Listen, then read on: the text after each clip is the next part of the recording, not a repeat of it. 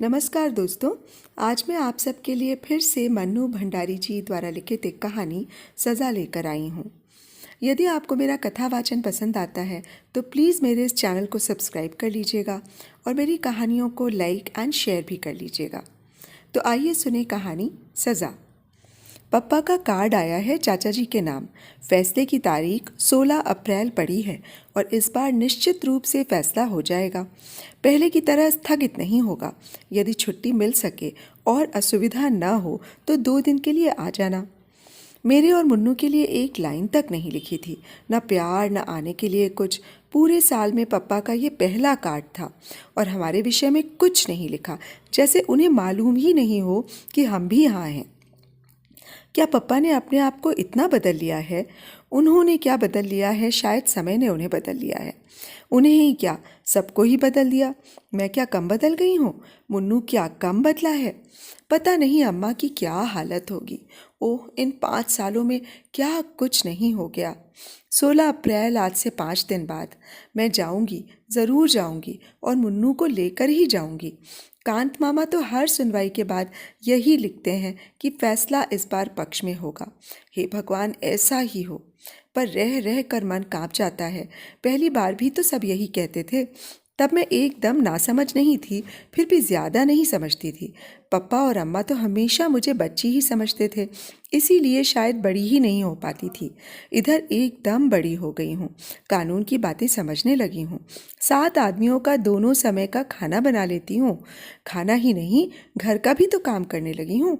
मेरे साथ स्कूल में जो लड़कियाँ पढ़ती थीं, उनसे करवा कर तो कोई देखे काम। पर वे क्यों करें ये सब काम? भगवान कभी उन्हें ऐसे बुरे दिन ना दिखाएं। क्या पापा सचमुच छूट जाएंगे? पिछली बार जब फैसला हुआ था तब दादी, बाबा, चाचा सब आ गए थे। सब लोग कचहरी गए पर हमें नहीं ले गए। मुन्नू को छोड़ जाते, वो सचमुच बच्चा था। पर मैं तो बड़ी थी, 9वीं का इम्तिहान दे चुकी थी। मुझे पापा के सारे केस की बातें पता थीं, फिर भी मुझे नहीं ले गए थे। मैं और मुन्नू सांस रोक कर सबके लौटने की प्रतीक्षा कर रहे थे। मैं खुद बहुत घबरा रही थी, पर मुन्नू को बराबर समझाती जा रही थी। और कोई चाहे मुझे बड़ा ना समझता, पर वो तो समझता ही था। 12 बजे दादी और अम्मा ने रोते रोते घर में प्रवेश किया। बाबा कुर्सी पर बैठकर हथेलियों में मुंह छिपाकर फूट फूट कर रोने लगे। हे भगवान, तेरे राज में इतना अंधेरा, मेरे निर्दोष बेटे को 2 साल की सज़ा। सबको रोते देखकर हम दोनों भी खूब रोए। पप्पा को घर नहीं आने दिया, वहीं से जेल ले गए। 2 दिन मैं स्कूल नहीं गई। जब गई तो मेरी सभी सहेलियां हमदर्दी दिखाने लगीं, पर वो हमदर्दी बिल्कुल नहीं थी। हमदर्दी क्या ऐसे कहकर दिखाई जाती है? हाय हाय, बेचारी के पिता को जेल हो गई। आपस में दबी दबी जुबान में कहती, इतने बड़े लोग भी चोरी करते हैं। तभी ठाठ थे आशा जी के। मेरा जी होता चीख चीख कर सबसे कहूँ कि पप्पा ने कुछ नहीं किया है, बस इस समय उनके ग्रह बिगड़े हुए हैं। ग्रह जब बिगड़ जाते हैं तब क्या नहीं हो जाता। रामचंद्र जी ने कौन सी चोरी की थी, फिर भी 14 साल का वनवास काटा या नहीं? पांडवों ने क्या किया था, फिर भी अज्ञातवास भोगा या नहीं? तब जब ग्रह बिगड़ते हैं तो राजा को भी सब कुछ भोगना पड़ता है। इतनी सी बात ये लोग क्यों नहीं समझती? अम्मा ने मुझे समझाया कि अभी बुरे दिन हैं, जो भी आए चुपचाप सहन कर लो, और मैं समझ गई। तभी तो उन लोगों से कुछ नहीं कहती थी, पर उनको कभी समझ नहीं आया। शायद बुरे दिनों में ही समझ पड़ती है। खैर, तभी कांत मामा आ गए। वो इंग्लैंड से जैसे ही लौटे सीधे घर आ गए थे। कितना बिगड़े थे बाबा और चाचा जी पर कि ये सब कैसे हो गया। आज के ज़माने में तो गुनहगार भी अपने को साफ बचा कर ले जाते हैं। लाखों हजम करके मूंछों पर ताव देकर घूमते हैं। फाइलें की फाइलें गायब करवा देते हैं। और एक ये है कि बिना गड़बड़ किए जेल भोगने जा रहे हैं। बिना अपराध किए भी बाबा अपराधी की भांति चुपचाप सिर नीचा किए सब सुनते रहे। वो बेचारे कानून के छक्के पंजे क्या जाने। जब नहीं सुना जाता तो रो पड़ते। उस समय मुझे कांत मामा का व्यवहार ज़रा भी अच्छा नहीं लगता, पर कुछ कह भी तो नहीं सकता था कोई। वो हाईकोर्ट में अपील मंजूर करवाने के लिए भागदौड़ कर रहे थे। इंग्लैंड से लौटकर कांत मामा अपने को बहुत समझने लगे थे। शायद बहुत कुछ होकर भी आए थे। उन्होंने सचमुच अपील मंजूर करवा दी। 25 दिनों बाद पप्पा छूट कर आए। मैं सोच रही थी अब पापा कितना प्यार करेंगे हमें। कितने दिनों से घर में मनहूसियत छाई हुई है, वो दूर हो जाएगी। हमारे अच्छे दिन लौट आएंगे। सब लोगों के आ जाने से हमें तो कोई पूछता ही नहीं था। पहले घर में हम थे। खाना बनाया जाता हमारी इच्छा से, कहीं बाहर जाते तो हमारी इच्छा से। एकाएक जैसे हम कुछ रहे ही नहीं। मैं फिर भी कुछ समझती थी, पर मुन्नू नहीं समझता। किसी भी चीज़ की जिद कर बैठता। मैं उसे समझाती, भैया अभी हमारे बुरे ग्रह आए हुए हैं, किसी भी चीज़ की जिद नहीं करते। पर वो ग्रह वह कुछ नहीं मानता और रोए ही चला जाता। सोचा था अब हमारे आंसू पोंछने वाले और हमारी हर जिद पूरी करने वाले पप्पा आ जाएंगे तो हमारे सारे दुख दूर हो जाएंगे। पर वैसा कुछ भी नहीं हुआ। पप्पा मामा के साथ तांगे पर आए थे और आते ही बात करना तो दूर, बिना किसी की ओर देखे चुपचाप नीची नज़र किए ऊपर चले गए। सब लोग सकते में आ गए। कैसे हो गए हैं पप्पा? किसी की हिम्मत ही नहीं हुई कि ऊपर जाए। आखिर दादी ने मम्मी को भेजा। अम्मा थोड़ी देर में ही लौट आईं। दरवाज़ा ही नहीं खोलते। बहुत खटखटाया तो यही कहा, चली जाओ, मुझे अभी परेशान मत करो। यूं घर वालों के साथ रोई मैं रोज़ ही थी, पर उस दिन पहली बार मेरा मन रोया था। अपनी पूरी समझ के साथ रोया था। क्या हो गया है मेरे पप्पा को? 25 दिनों बाद घर में घुसे और प्यार करना तो दूर रहा, हमारी ओर देखा तक नहीं। बार बार मन कहने लगा, ये मेरे पप्पा नहीं हैं, ये ऐसे हो ही नहीं सकते। जेल वालों ने उन्हें बदल दिया। एक अजीब सा भय मन में समाने लगा कि अब शायद पापा कभी प्यार नहीं करेंगे। और सचमुच उसके बाद मैंने कभी उनका प्यार नहीं पाया, आज तक नहीं। इस कार्ड में क्या वह एक पंक्ति भी हमारे लिए नहीं लिख सकते थे? यूँ मैं उनकी इस उदासीनता और तटस्थता को समझती भी हूँ। शायद वो अब किसी से मोह नहीं रखना चाहते। कहीं फिर सज़ा हो गई तो? शाम को सब लोग ऊपर गए। दरवाज़ा तो खोला पप्पा ने, पर बात किसी से नहीं की थी। बस तकिए में मुंह गड़ाकर पड़े रहे थे। मुझे लग रहा था जैसे वो रो रहे हैं। पर हमें तुरंत नीचे भेज दिया गया था। कितना गुस्सा आया था उस समय। पप्पा हमारे हैं और ये सब इस तरह कर रहे हैं मानो हम कुछ हैं ही नहीं। पप्पा पर पहला हक मेरा है और वो भी सारी दुनिया में मुझसे ही सबसे ज़्यादा प्यार करते हैं। मैं मनाने लगी थी कि सब लोग जल्दी से जल्दी अलीगढ़ से चले जाएं तो अच्छा हो। तभी शायद पप्पा हमसे पहले की तरह प्यार करेंगे। सबके सामने शायद उन्हें शर्म आती है। शर्म की बात तो है ही, स्कूल में मुझे क्या कम शर्म आती थी? पापा के घर आने के बाद मामा और चाचा जी चले भी गए। दादी और बाबा तो घर के ही हैं, पर पापा फिर भी नहीं उतरे। उस रात अम्मा को सोने के लिए ऊपर भेजा। वो सवेरे उठकर आईं तो बोली, माँ जी मुन्नू को आप गांव लेती जाइए, यहाँ के स्कूल में डाल दीजिएगा। यहाँ तो अब उसकी फ़ीस जुटाना भी भारी पड़ेगा। आशा का तो इस साल फाइनल है, वरना उसे भी उमेश भैया के पास भेज देती। नीचे का घर अब खाली कर देंगे। फिर और पता नहीं क्या क्या बातें हुई दोनों में, और फिर दोनों खूब रोईं। मैं किसी को भी रोता देखती तो बिना कारण जाने ही रोने लगती। फिर उस समय तो रोने का बहुत बड़ा कारण भी था। मुन्नू चला जाएगा, कैसे रहेगा वो गांव में? या वहाँ का स्कूल भी क्या कोई स्कूल है? यहाँ इतने अच्छे स्कूल में पढ़ा। पापा वैसे चाहे सारे दिन चुपचाप पड़े रहें, पर इस मामले में वो कभी चुप नहीं रहेंगे। पर पापा कुछ नहीं बोले। शायद अम्मा पप्पा के साथ बैठकर ही ये सब तय किया गया था। रो धोकर मुन्नू भी चला गया। हाँ, जाते समय पप्पा ने उसे सीने से लगाकर बहुत प्यार किया था। मैं पास ही खड़ी रही थी। पप्पा की आंखों से आंसू टपक रहे थे। मेरा बड़ा मन कर रहा था कि मैं आंसू पोंछ दूं, उनके दुख को दूर करने के लिए नहीं, पप्पा का प्यार पाने के लिए। मुन्नू दूर जाकर भी पप्पा के कितने पास हो गया, मैं पास रहकर भी शायद हमेशा दूर ही रहूंगी। पर पापा छोड़ने नीचे नहीं आए। कोई स्टेशन भी नहीं गया। जाता ही कौन? अम्मा अकेली निकलती नहीं, और मैं जाती तो लौटती कैसे? कोई महीने भर बाद फिर हमारा घर रह गया था। उसमें से भी मुन्नू चला गया था। मुन्नू ही क्यों, सप्ताह बीतते न बीतते सारा सामान भी चला गया। नीचे का मकान खाली कर दिया गया। पकाना, खाना और सोना बरसाती में पास की छोटी सी कोठरी साफ करके मुझे पढ़ने के लिए मिली। पप्पा अब कुछ कुछ बोलने लगे थे, पर पहले वाले पप्पा वो बिल्कुल नहीं रह गए थे। बस सारे दिन चुपचाप लेटे रहते या कुछ पढ़ते रहते। कभी कभी गोदी में तकिया रखकर कुछ लिखते भी। मेरा बड़ा मन होता कि देखूं वो क्या लिखते हैं, पर कभी हिम्मत ही नहीं हुई। कितनी ही बार पढ़ा था कि दुख में हिम्मत रखने वाले ही सच्चे वीर होते हैं। हंसते हंसते जो सारे दुखों को झेल जाए वही सच्चा वीर पुरुष होता है। मेरा मन होता पापा को ये बात समझाऊं, पर क्या पप्पा ये सब नहीं जानते? फिर इस तरह मुंह छिपाकर तो वो पड़ा रहे जिसने सचमुच चोरी की हो। पप्पा को तो बाहर निकलना चाहिए, घूमना फिरना चाहिए। इस तरह रहकर तो वो सबके बीच अपने को अपराधी ही साबित कर रहे हैं, पर उन्हें कैसे समझाती? अपनी कोठरी में और कोई कष्ट नहीं था, पर भयंकर गर्मी के दिन और पंखा नहीं। रात तो जैसे तैसे छत पर कट जाती, पर दोपहर में तो छत पर बने ये कमरे भट्टी की तरह जलते थे। छुट्टियों के दिन बिताए नहीं बीत रहे थे। अपनी किसी सहेली के यहाँ जाने की इच्छा नहीं होती थी। पड़ोस तक में जाना छोड़ रखा था। दुख में कोई साथी नहीं होता। बस एक गांठ बांध रखी थी कि जब तक ये बुरे ग्रह टल नहीं जाते तब तक सभी कुछ चुपचाप सहन करना है। जुलाई में बाबा की चिट्ठी आई। मुन्नू को 6वीं में भर्ती करवा दिया है और वो बहुत खुश है। हम सब ने भी मान लिया था कि वो खुश ही होगा। ऐसा मान लेने में ही हम सबकी खुशी थी। साथ ही बाबा ने ये भी लिखा था कि शाम को उन्होंने एक दुकान में हिसाब लिखने का काम शुरू कर दिया है।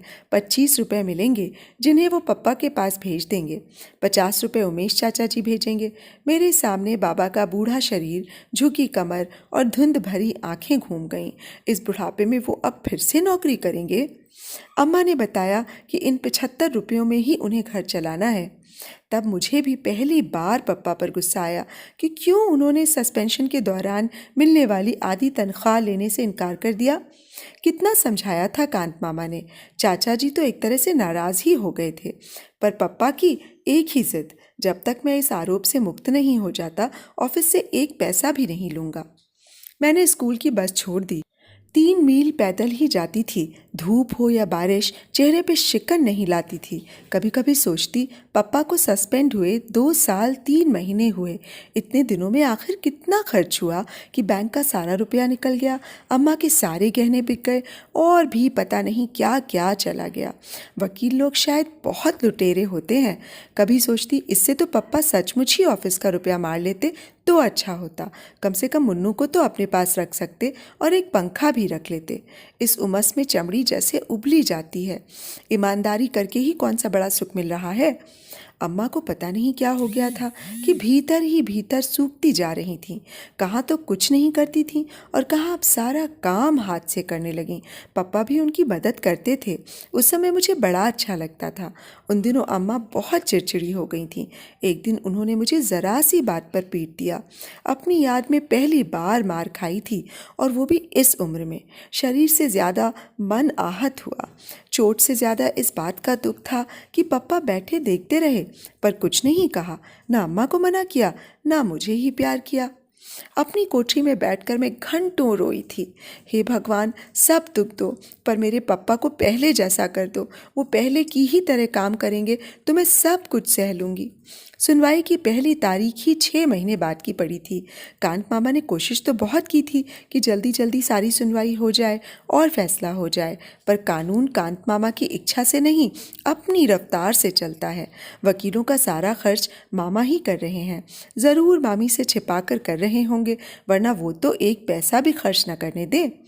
पहली सुनवाई बहुत अच्छी हुई थी। सर्दी में ठिठुरते हुए जब हमने ये खबर सुनी तो गर्मी की एक लहर ऊपर से नीचे तक दौड़ गई थी।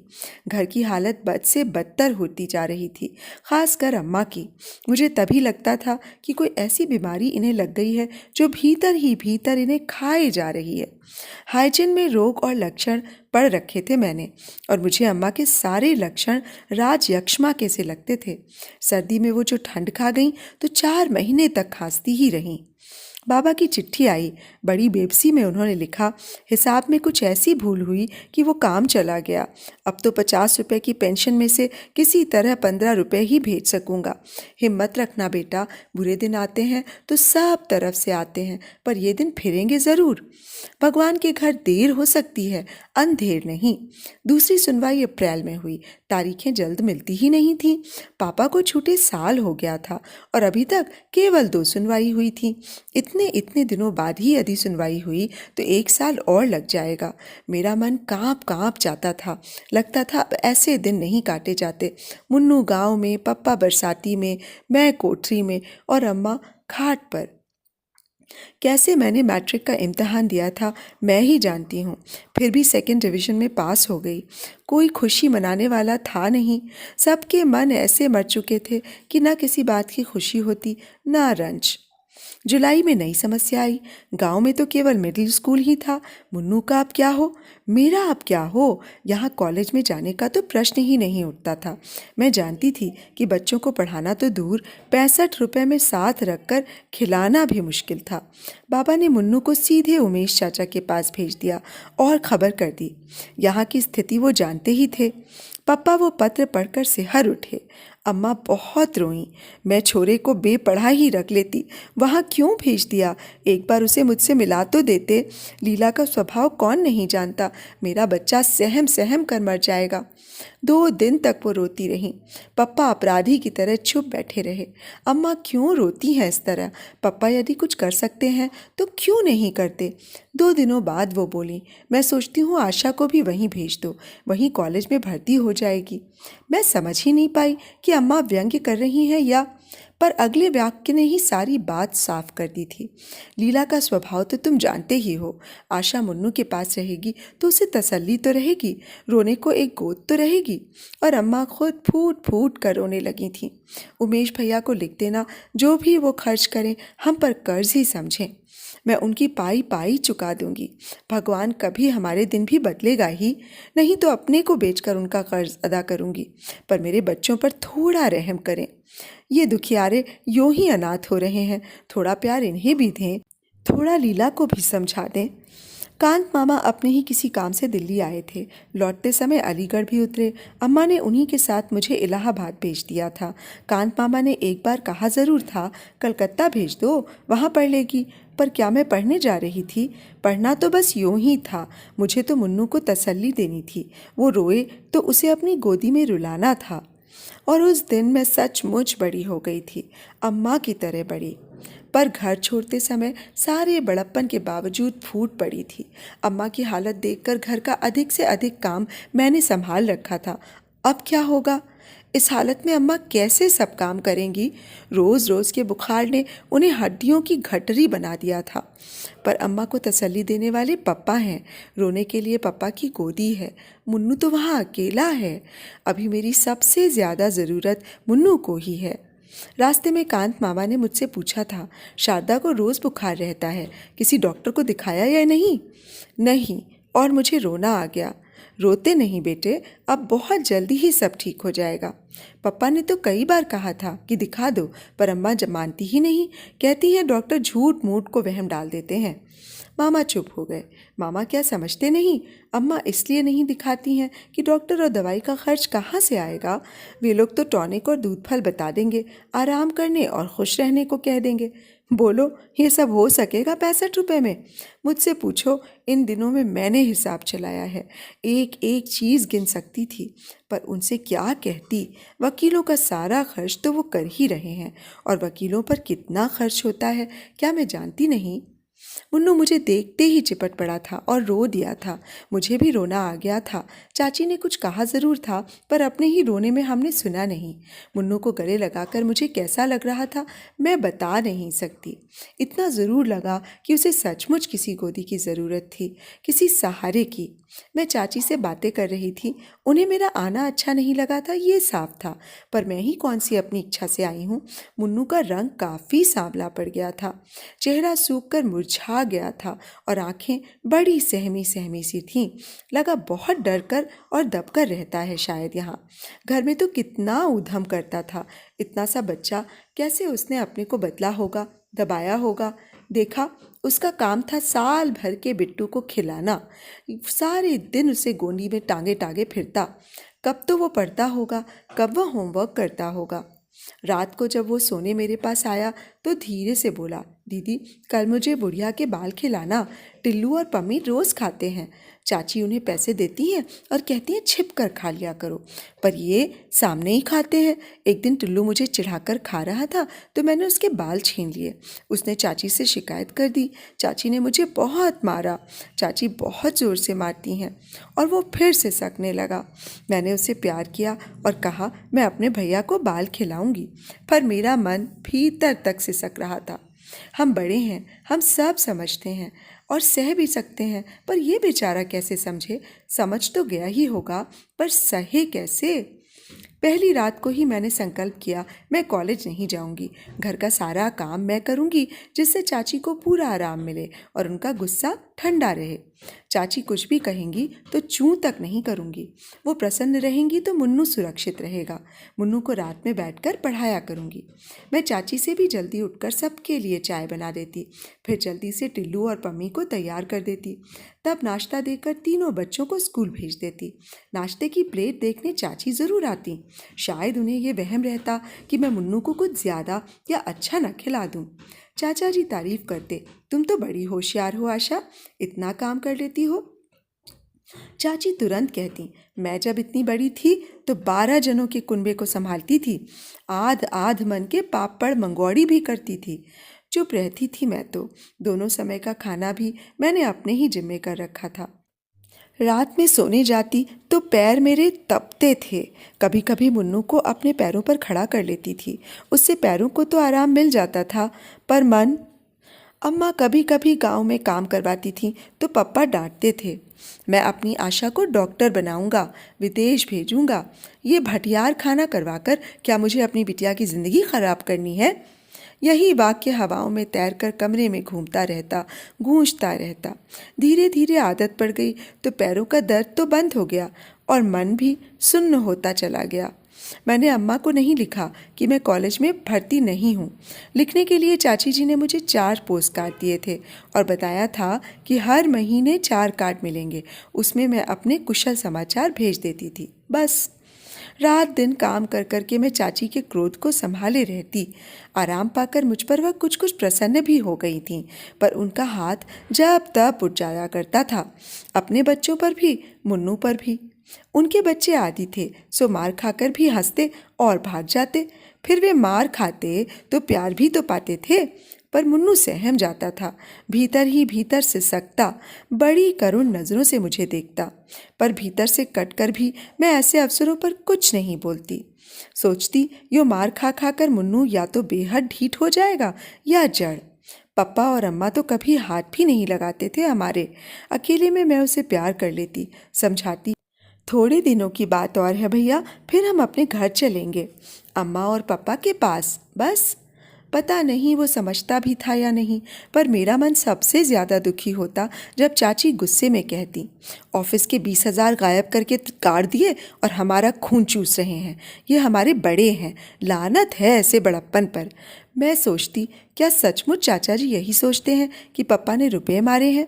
यदि आज उनके पास पैसा होता तो क्या हमें यूं छोड़ देते और अपने सारे पिछले दिन आँखों के आगे घूम जाते?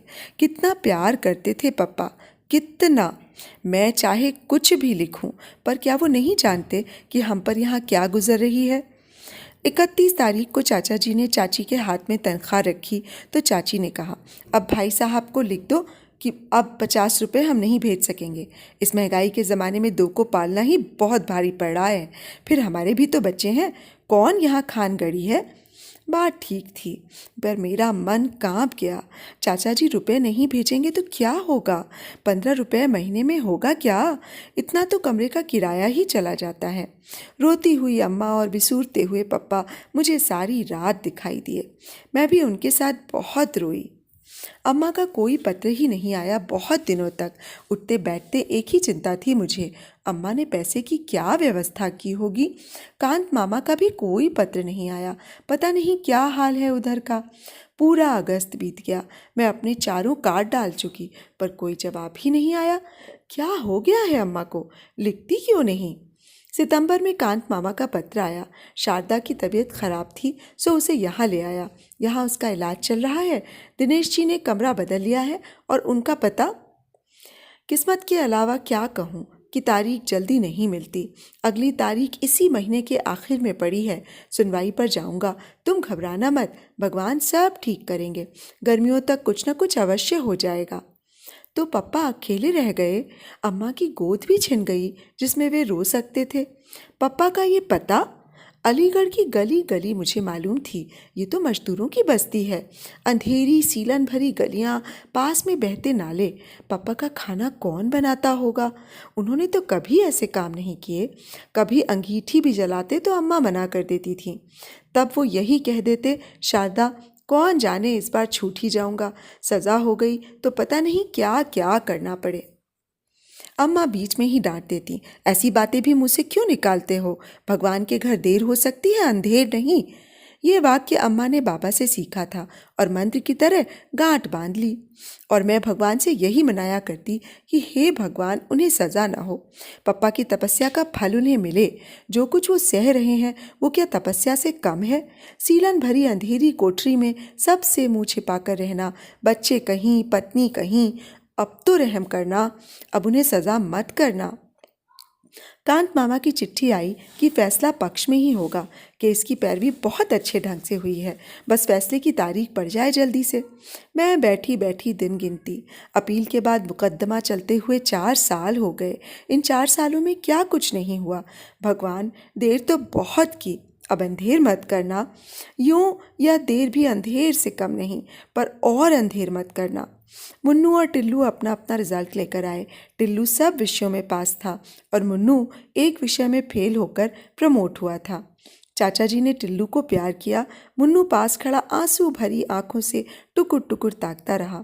चाची ने कहा, फेल हो गया ना, पढ़ने लिखने में मन लगाओ मुन्नू साहब, तब टिल्लू की तरह पास होगे। सारे दिन बैठे बैठे टसवे बहाने से पास नहीं हुआ जाता। आँख के आंसू गालों पर ठुलक गए। कमीज की बाह से उन्हें पोंछता हुआ वो भीतर जाने लगा तो टिल्लू चिढ़ाने लगा, फेलू राम फेलू राम। उस दिन पहली बार मेरे लिए अपने पर बस रखना बहुत कठिन हो गया था। मन हुआ कह दूं, उसे पढ़ने के लिए समय ही कहाँ मिलता है। सारे दिन तो बिट्टू को खिलाता है, 25 चक्कर बाजार के करता है। पर चुप। जाते जाते मुन्नू ने एक बार चढ़ाते हुए टिल्लू को जरूर जलती आंखों से देखा था। लगा उठाकर एक हाथ मार देगा, पर न वह लौटा और न कुछ बोला ही। कैसे हो गया है मुन्नू इतना सहनशील। चुपचाप सहने का उपदेश उसे मैं ही दिया करती थी, पर अब वो यूं सह जाता है तो सबसे ज्यादा कष्ट भी मुझे ही होता है। कोई उपाय भी तो नहीं था। मुन्नू की छुट्टियां हो गईं। सोचती थी कि शायद कांत मामा या अम्मा का कोई पत्र आएगा कि तुम लोग आ जाओ, पर किसी ने कुछ नहीं लिखा। पापा तो कभी कुछ लिखते ही नहीं। अम्मा कभी कभी 2 लाइनें लिख देती, मैं धीरे धीरे ठीक हो रही हूँ, तुम चिंता मत करना। लीला को आशीर्वाद, बच्चों को प्यार। चाची की मदद करना, तंग मत करना। मुझे हर बार लगता था कितनी झूठी चिट्ठी लिखती हैं अम्मा। पर धीरज की अवधि खिंचते खिंचते 1 साल तक पहुंच गई। पिछले मार्च में सुनवाई हुई थी और अब इस साल का अप्रैल है। अब तो मुझे लगने लगा था जैसे जिंदगी भर हमें इसी तरह रहना है बस। अब मैं कभी कॉलेज पढ़ने नहीं जाऊंगी। मुन्नू हर साल एक विषय में फेल होकर जैसे तैसे प्रमोट हुआ करेगा। अम्मा शायद हमेशा बीमार रहकर मामा के यहाँ इलाज ही करवाती रहेंगी। पप्पा वैसे ही सीलन भरी बदबूदार कोठरी में अपना खाना पकाया करेंगे। और तभी आज पापा की ये चिट्ठी आई। उनके हाथ की लिखी चिट्ठी, पहली चिट्ठी। मैंने 1000 बार उसे देखा, पढ़ा, छुआ, जैसे उस कार्ड को छूकर पापा की हालत का ज्ञान हो जाएगा। पापा ने हमें बुलाया नहीं, कहने से चाचा जी ले जाएंगे। पर इस बार जाएंगे ज़रूर, चाहे कुछ भी हो जाए। कांत मामा को लिखूं, वे लेते जाएंगे। कल सवेरे 10 बजे फैसला है। हम दोनों कांत मामा के साथ आ गए। धर्मशाला में छोड़कर मामा अम्मा को लेने चले गए। पूरी उम्मीद थी कि इस बार अम्मा ज़रूर आएंगी, पर वो नहीं आई। मामा ने इतना ही कहा, उसकी हालत लाने जैसी नहीं है। फैसला हो जाए तो तुम सब लोग वहीं चलना। पता नहीं अम्मा किस हालत में है। मन बार बार कांप उठता है। मामा कुछ छिपा रहे हैं। मैंने भी अम्मा से कितना कुछ छिपा रखा है। आज कौन किसके बारे में सही बात जानता है। दूसरे को हल्का रखने के लिए सब अपने अपने दुख से ही भारी हो रहे हैं। पापा आए तो मैं और मुन्नू उनसे लिपट गए। कैसे हो गए हैं पापा। शायद पापा को भी हम लोग ऐसे ही लग रहे होंगे। कितने कितने आंसू बह गए हम तीनों के। कांत मामा भी रो पड़े। शाम को दादी बाबा भी आ गए। रात में मुन्नू दादी से पूछ रहा था, दादी अब तो हम पापा के पास ही रहेंगे ना। तुम इतनी पूजा करती हो, अपने भगवान से कहो कि हमारे पापा को छोड़ दें। हाँ बेटा, अब तू पापा के पास ही रहेगा। रात दिन भगवान से यही तो कहती हूँ। चाची के पास तो अब मैं कभी नहीं जाऊँगा। टिल्लू अपने को समझता क्या है। मैं अपने पापा के पास रहूँ और फिर आ जाए। हर एक चीज़ में पछाड़ सकता हूँ, पढ़ने में भी, कुश्ती में भी। पहले फर्स्ट भी आया हूँ एक बार क्लास में। क्यों दीदी, आया था ना। मेरी आंखें भीग गईं। कितने दिनों बाद मुन्नू को उसके असली रूप में देख रही हूँ। टिल्लू ने उसे चिढ़ाया था तो इसने कुछ नहीं कहा था, चुपचाप भीतर बैठकर रोया था। शायद जानता था कि टिल्लू को कुछ भी कहने का अर्थ है चाची की मार। पर मुझे कितना बुरा लगा था उस दिन। कहाँ चली गई मुन्नू की बाल सुलभ ईर्ष्या और प्रतिस्पर्धा की भावना। क्या इतनी सी उम्र में लोग इतना कुछ सहने के लिए बने हैं। मुन्नू दादी की खाट पर ही सो गया। मुझे बिल्कुल भी नींद नहीं आई। कल फैसला है, हम सबकी किस्मत का फैसला। कांत मामा बहुत आश्वस्त हैं, पर पापा के चेहरे पर तो कोई भाव ही नहीं है। फैसला हो गया। मैं भी कचहरी गई थी। इस बार किसी ने रोका भी नहीं। वहाँ खास भीड़ नहीं थी। पापा में भला घर वालों के सिवा किसी और क्या दिलचस्पी हो सकती थी। पापा कटघरे में खड़े थे। हम कुर्सियों पर बैठे जज साहब के आने की प्रतीक्षा कर रहे थे। जज साहब आए तो चाचा ने आंखें मूंद लीं। अम्मा का सिर नीचे था। वो ज़रूर मन ही मन प्रार्थना कर रही होंगी। मुन्नू का हाथ कसकर दबाए बैठी थी मैं, और मुझे लग रहा था कि अब और देरी होगी तो मेरी सांस भी घुट जाएगी। कानूनी भाषा में जज साहब ने क्या क्या कहा मुझे कुछ समझ में नहीं आया, पर आखिरी वाक्य समझ में आ गया। मुलजिम को रिहा किया जाता है। मैं मुन्नू का हाथ हवा में उछालकर एक तरह से चीख ही पड़ी, मुन्नू पापा रिहा हो गए, रिहा हो गए। पर एकाएक ही दादी और बाबा फूट फूट कर रो पड़े। मैं भय से कांप उठी। कहीं मैंने गलत तो नहीं सुन लिया। पिछली बार भी तो ये लोग इसी प्रकार रोते रोते घर में घुसे थे। पर तभी बाबा ने कहा, मैं कहता था ना बेटे, भगवान के घर में देर है, अंधेर नहीं। देखा। पर पप्पा को क्या हुआ है। वो खुश क्यों नहीं हो रहे। उनका भावहीन चेहरा, गड्ढे में धसी हुई निस्तेज निर्जीव आंखों में से खुशी की चमक क्यों नहीं आ रही। वो ऐसी पथराई आंखों से बाबा को देख रहे हैं मानो उन्हें बाबा की बात समझ में ही नहीं आ रही हो। मैं दौड़कर पप्पा से चिपट गई। पप्पा, आप बरी हो गए। सुनते हैं, आपको सज़ा नहीं हुई, सज़ा नहीं हुई है आपको। पर पप्पा फिर भी वैसे ही रहे, मानो उन्हें विश्वास ही नहीं हो रहा कि उन्हें सज़ा नहीं हुई है। तो अभी आप सुन रहे थे मन्नू भंडारी जी द्वारा रचित एक कहानी सज़ा। आप सबको कहानी और कथावाचन कैसा लगा मुझे कमेंट बॉक्स में ज़रूर बताइएगा। तो अब कल फिर एक अच्छी सी कहानी के साथ आपसे रूबरू होंगी। नमस्कार।